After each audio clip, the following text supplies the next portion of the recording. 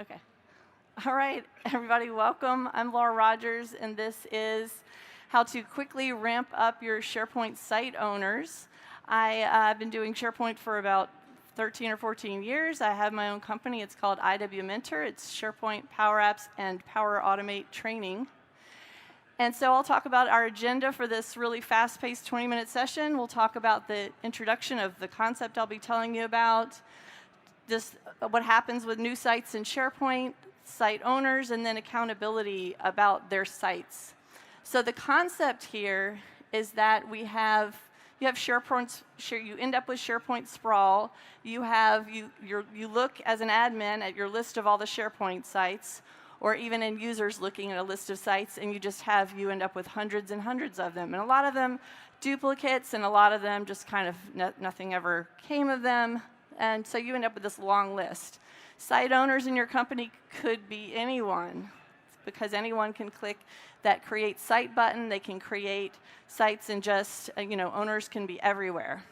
Then you also have this concept of site management. So do your owners know what to do with their site? Do they know what all these settings are when they're managing their site? So we're not even going to delve into whether end users know how to use their site. We're only really talking about site owners, because I think that site owners should have a little bit higher set of knowledge than we would expect from end users.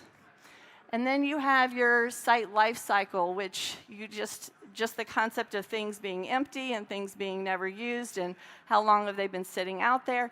I was talking to a gentleman a few minutes ago about this concept, just standing over here in this area, and he said, well, what does it matter? I mean, it doesn't really necessarily cost anything to have all these empty sites floating around, but maybe you're OCD, but I think that I like to keep things neat and keep things so that they make sense when people are looking at a list of sites and they know what is what. If you have 5 different sites that say HR team site, HR management, HR, you just want to have something that makes sense in a list of sites that makes sense. So we have this concept of educating the site owners and just continuous education for everybody, and everybody who's using SharePoint.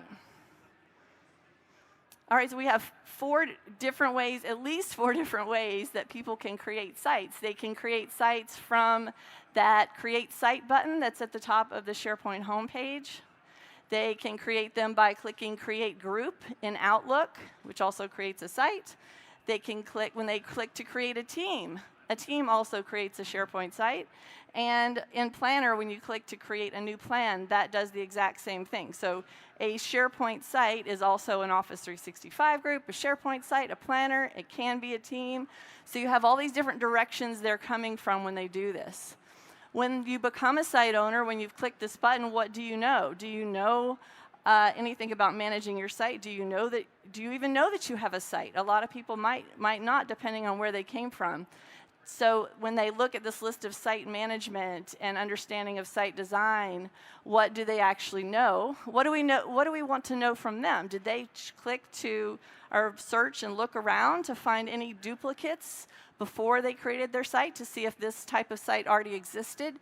Did you mean to create a site? How long will you need it? Maybe it's just for a fundraiser happening this year, and then you won't need it any longer.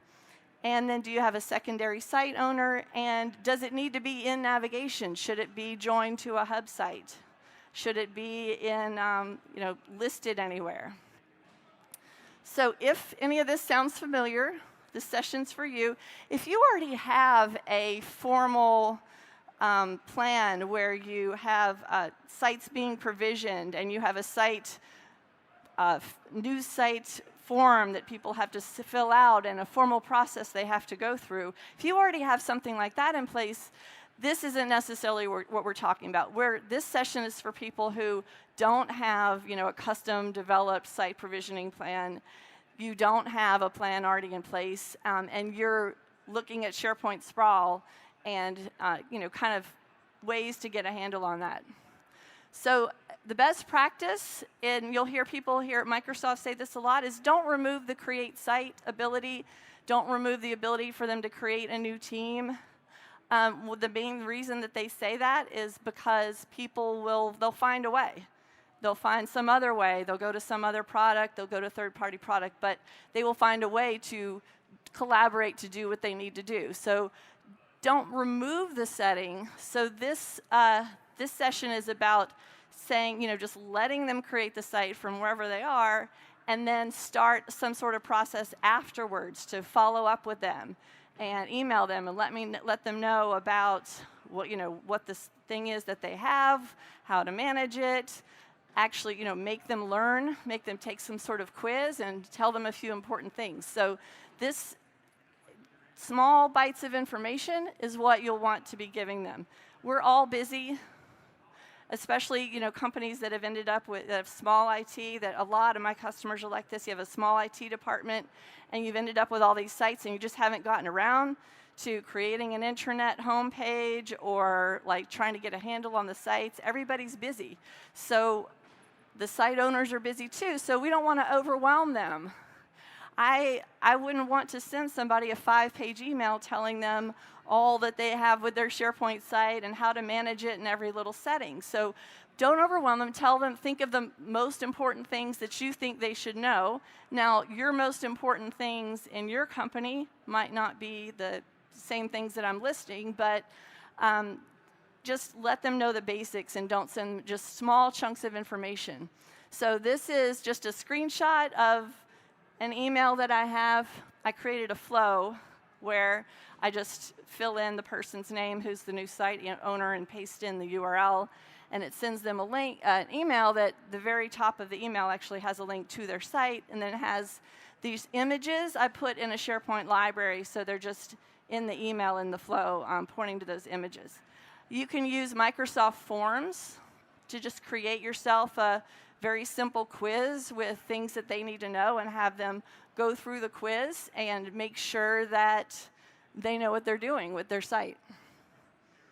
So this is more for you for later, this slide, for when you're referring to this and getting the notes. But if you email me, laura.rogers@iwmentor.com, with the subject of this session number, you can have this slide deck.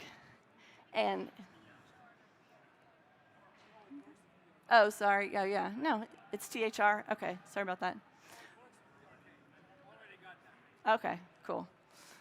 Now I've got just some screenshots. So these are screenshots that I did in my tenant of the important things that I need them to know. And I put them in a document library. And then, so in this email, I have the screenshots of the basic things. So step 1, here's how to add members to your site. Do you all see a bunch of sites out there with just an owner and nothing in it and nothing ever happened? So here's how, the most important thing, here's a simple way to add people to your site. Here's how to add files. I'm just going to go ahead and embrace the fact that they're just going to dump everything in the documents library, because that's what Teams uses anyway, right? So we're just going to keep it super simple and say, go to this library and put your files in here. I'm of the thought that it makes more sense to have separate document libraries for separate purposes. But for this just super simple concept, I'm just going to tell them this is the place where you put your files, because that's what, in my years doing this, that's what they do. And then here's how to customize your homepage. Let them know that they have a homepage, and this is some information about how to do that and how to click the edit button, how to synchronize your files. I found that a lot of people just want to be able to work with their files from within Windows Explorer, so synchronizing the files down to your desktop is huge. And then a little bit about modern site admin with the site activity and how to get to that, because that seems like that's one of the things that people are interested in, is who's clicking on, who's looking at pages. Now, you might have branding. The colors might be something that you want to let them know as one of your top things in your company. A lot of times, though, if you have a hub site and the hub site has the branding and all the child sites are just inheriting the branding, then if companies where you have strict rules around that, then the branding isn't something that they'll be changing. So that might be one of your steps that you add.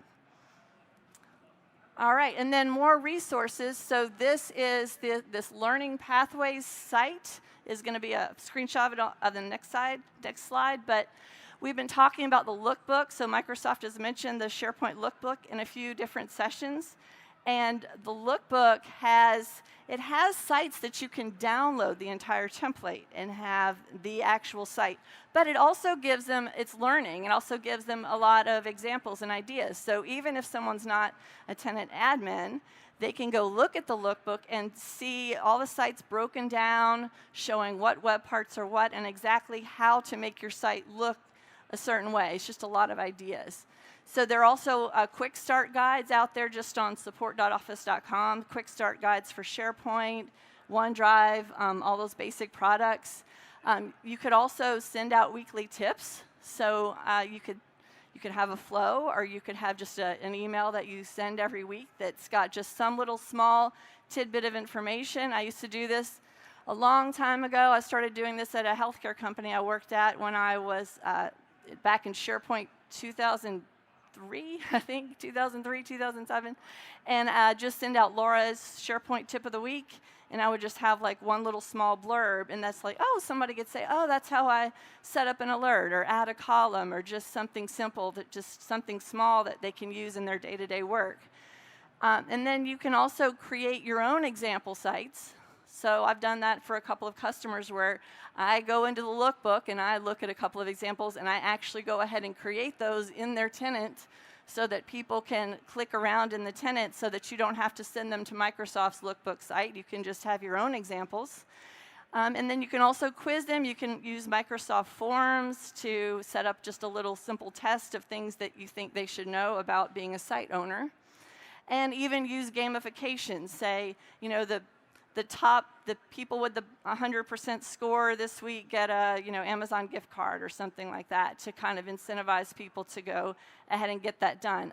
Now, executive buy-in also really helps as far as like making people do things and making people care about learning and taking a quiz. So having your CIO or executives say mandate.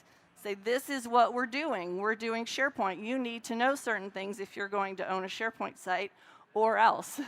So that, I mean, it sounds harsh, but that also really helps with adoption and getting people using their site. This is an example of that Learning Pathways site.